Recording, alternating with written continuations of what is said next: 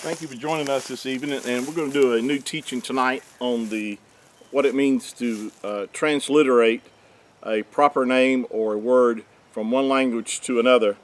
I think this will clear up a lot of misunderstanding in regard to pronouncing the Creator's name and the name of the Messiah, of Mashiach, because most people just don't understand what a transliteration is, and if they do, then they would be more accurate in using the correct pronunciation of the Creator's name and the Mashiach's name. Now I'm going to read a definition that I've written out here, and I think it really describes what a transliteration truly is. And it is pronouncing a name or word the same as it is spoken in the original language, using the letters of the second language to make the same sound as the original language. Now I'm going to repeat that, so make sure you get this. And you can play it back if you want to take a note of this. But it's pronouncing a name or word the same as it is spoken in the original language, using the letters of the second language to make the same sound as the original language. Now that's important because when we understand that when we're talking about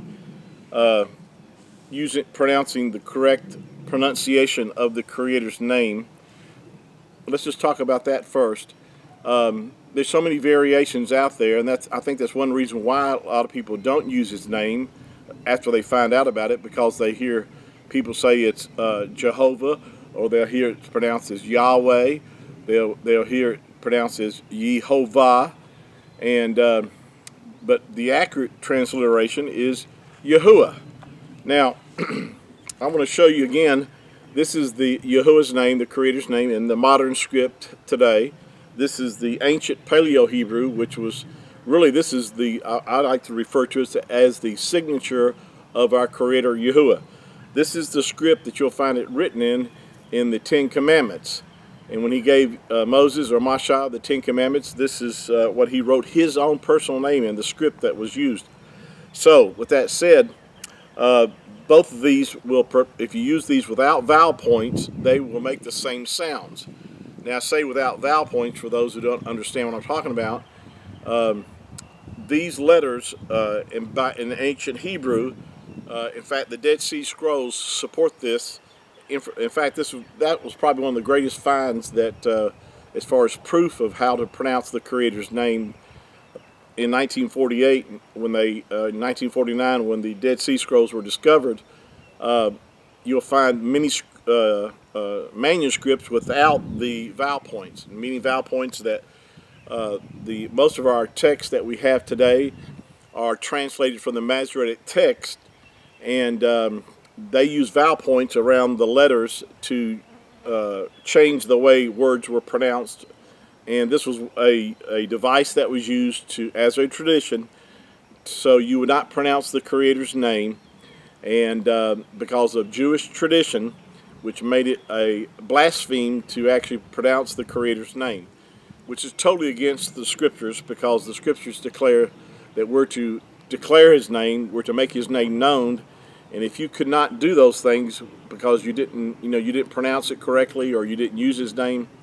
Most of the Orthodox Jews refer to His name as Hashem or Adonai, but because they don't want to pronounce His name, which is not, again, like I said, is a religious tradition that our Mashiach, our Messiah, spoke totally against. That the traditions of men make the word of Yahuah of no effect, and so we want to expose the traditions and do what the Scriptures declares that we are to do. Just like the Mashiach said in the Gospel of John, or Yahuah, chapter 17, he declared that he had made known the Father's name unto his brethren, because his name had been hidden even in the day of Mashiach. They had hidden the Creator's name, and the Mashiach or Messiah said he had made known the name of the Father to his brethren, and he said in the latter part of that chapter that he would continue to make it known. And we're doing that today. We're making the Father's name known to those who do not know His name. Now, going back to what our definition of a transliteration means, It means that we want to make the same sounds of these letters which are in Hebrew. You might say, well, I don't speak Hebrew. Well, I didn't either till I started studying Hebrew about 5 years ago, and learned a whole lot because I had the desire and the effort to understand and know the language. Now, I don't speak fluent modern Hebrew, but I do know enough about the Hebrew letters, and especially about how that in ancient Hebrew that you did not have the vowel points, but I understand that these letters produce vowel sounds, and we'll talk about that in a moment. In fact, the Creator's name, all these letters here without vowel points are all vowel sounds, and this is verified by Josephus Flavius, a Jewish historian, who in his writings declared that Yahuah's name was pronounced with all vowel sounds. And that's another reason why his name is not Yahweh, and we'll talk about that in another session, but his name is Yahuah. Now, going back to the letters themselves, we take the first two letters, which are in Hebrew reads from right to left. The first two letters, the first letter here is in modern Hebrew, it's referred to as a yod, but in ancient Hebrew it would be referred to as a yod. The second letter in modern Hebrew is referred to as a he, or in ancient Hebrew, a ha. Yah is how you would pronounce these first two letters. Right here, the word Yah is how the first two letters of the Creator's name are pronounced. They're not Ye, they're Yah. This is found in the phrase, and I'll pick this up here, in the Hebrew phrase, and we say a lot of times in modern times, hallelujah, but in ancient Hebrew it was pronounced as halal Yah. The Yah is the Creator's first two letters of his name. The phrase halal Yah, the halal translated means praise.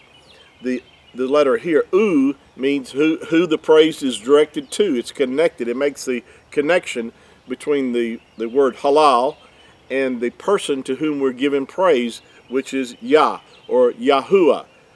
The sound connects, is the letter, is actually the third letter in the Father's name, which is right here, which is referred to in modern Hebrew as a wah or a vav. But that's only in modern Hebrew do you get that sound.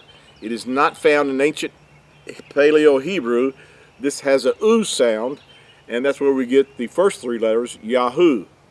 Now, the first two letters, again, the pronunciation of the first two letters of the Creator's name right here, the Yod and the He, would give you the pronunciation of Yah and not Ye. That's why Yehovah is inaccurate. It's based upon vowel points, what has changed the pronunciation of our Creator. This phrase, halal Yah, has been around for 4,000 years or more, and it's always pronounced, this word is always pronounced as hallelujah, even though you may even see it written in your English translations, halal, and it's got a J instead of a Y, but it's always still pronounced as hallelujah, because Yah, or Yahuah, is his name. So, we see that using letters, the letters to give us the English letters would be YAH, would give us the correct transliteration of these first two letters, which give us the same sounds. And going back to our definition of what a transliteration is pronouncing a name or word the same as it is spoken in the original language using the letters of the second language. This is the second language, which would be English. This is the original language, the two letters, the Yod and the He, and they give us the transliteration of Yah. I hope you're seeing that. We're going to continue in our next session on this and go in more detail. And I want to thank you for joining us this evening. And we'll be back with part 2 on this, and look forward to sharing this with you. Let me know if you're being blessed. Let me know if you like what you're hearing. Any comments, I appreciate that. And we appreciate your time that you're sharing with me to learn this. And I love you. Yahuah loves you. And we'll see you in our next session. Shalom.